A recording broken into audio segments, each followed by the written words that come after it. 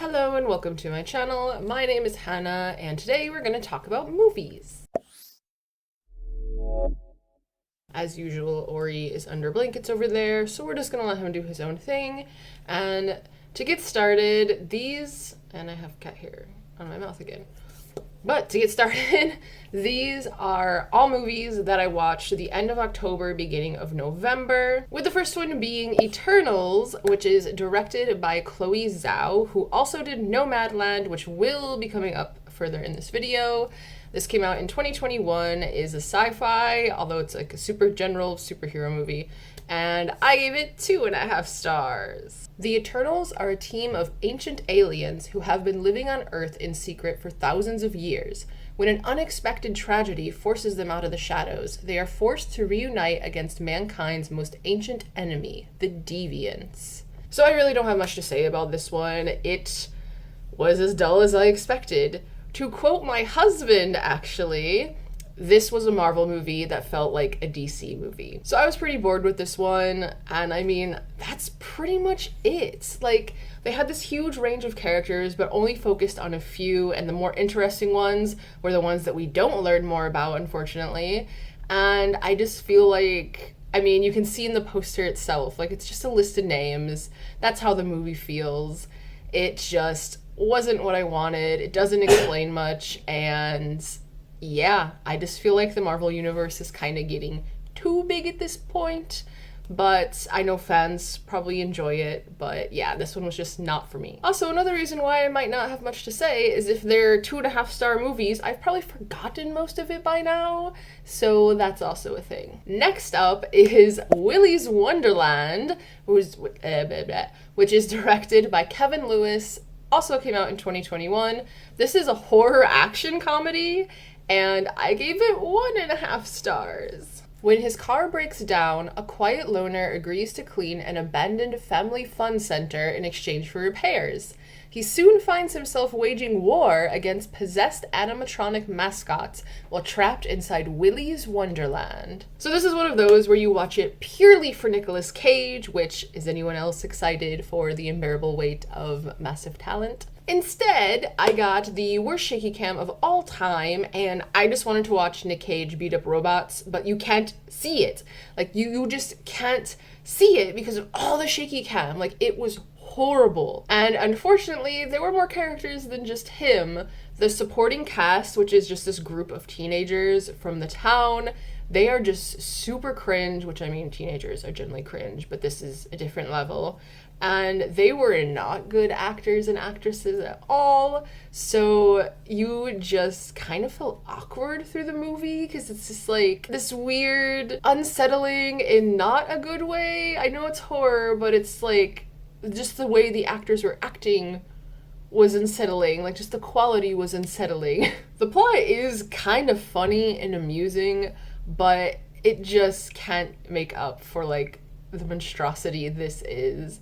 And I kind of can't believe I rated it lower than Eternals, but like, I went into this movie expecting fun and Nicolas Cage shenanigans and just kind of got dumb.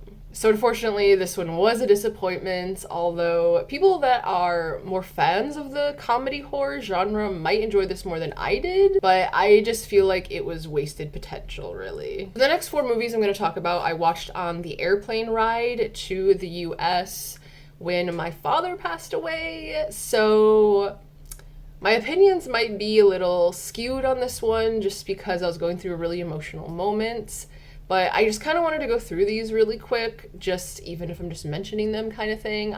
There's some of them I'm really not going to say a lot about, but the first one is Ford versus Ferrari. This is directed by James Mangold, who also did Logan, which is another fan favorite. This came out in 2019. It's a like history drama with some action, and I gave it 4 stars. American car designer Carroll Shelby and the British-born driver Ken Miles work together to battle corporate interference, the laws of physics, and their own personal demons to build a revolutionary race car for Ford Motor Company and take on the dominating race cars of Enzo Ferrari of the 24 Hours of Le Mans in France in 1966. So I actually really love Christian Bale. Like, he's my favorite Batman. and I just love him as an actor in general, his movies and such. Ooh, loud car. But, perfect timing actually. But the accent that he put on for the character Ken Miles, I thought was Australian. This whole freaking movie, I thought he was Australian until I think they mentioned he was British at one point, and then I was like, what? So yeah, that was a bit confusing. But this movie truly surprised me. I used to watch racing a little bit growing up just because my family did, and I knew a little bit about Le Mans and stuff, but this was just interesting. And I really wish I'd seen it when it was in theaters. I almost did, but chose not to just because I didn't think it was going to be my thing. But like watching it on a tiny little airplane screen just did not do it justice. It really needs a big screen. I really felt the emotions that the characters were going through, like on this huge journey and stuff, like the tension, the, oh my God, is this gonna work? Are we gonna actually be able to race? Like kind of thing. Just all of it just really hit me. But I don't think this is a good movie to watch when you are flying home after your dad passed, because so yeah, but overall, really good movie, and one that I definitely want to give a rewatch just so I can watch it on a screen bigger than like 3 fucking inches. And next, I mentioned this before, Nomadland, I cannot talk today, which is also directed by Chloe Zhao. This came out in 2020. It's a drama. It won Best Picture at the Oscars, but I gave it 2 stars. A woman in her 60s embarks on a journey through the western United States after losing everything in the Great Recession, living as a van-dwelling modern-day nomad. So this is essentially a slice-of-life movie, and I was watching these movies for a distraction, like for obvious reasons, and this just wasn't it. Also, like the environment I watched this in, a noisy airplane, I just don't think was conducive to enjoying this movie either. But there's absolutely no plot in this, so like, it's not a movie you can put on to be distracted. Like, it's just not gonna happen. There's nothing happening. There's nothing to keep your interest. There isn't a lot of dialogue. It's a lot of it is just this woman, like, moving through her day-to-day life, and she doesn't talk to people that often. So I don't really understand why this won Best Picture. I don't even think I could get myself to rewatch this to see if I would perhaps like it better at home. Like, just no. Next is a movie I didn't know existed until I saw it on the plain list of movies, and that is The Little Things, which is directed by John Lee Hancock, who also did The Blind Side. I thought that was really random. This came out in 2021. It's a crime drama thriller, and I gave it 1.5 stars. So as you can tell, this list is not the best. Deputy Sheriff Joe Deacon joins forces with Sergeant Jim Baxter to search for a serial killer who's terrorizing Los Angeles. As they track the culprit, Baxter is unaware that the investigation is dredging up echoes of Deke's past, uncovering disturbing secrets that could threaten more than his case. So I'm just going to read the cast list on this one real quick. Denzel Washington, Rami Malek, and Jared Leto.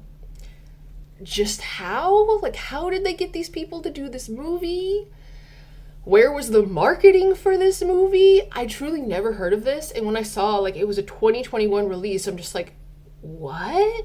Because usually when it comes to, like, thrillers or anything mildly in the horror genre, usually I'm like, oh, I'm aware of it, I go see it in theaters. So this caught me completely off guard, especially considering the cast. Like, how is there no marketing when this is the cast list? But, so, like, I kind of had high hopes going into it, but everyone was just going through the motions. Like, the acting wasn't good.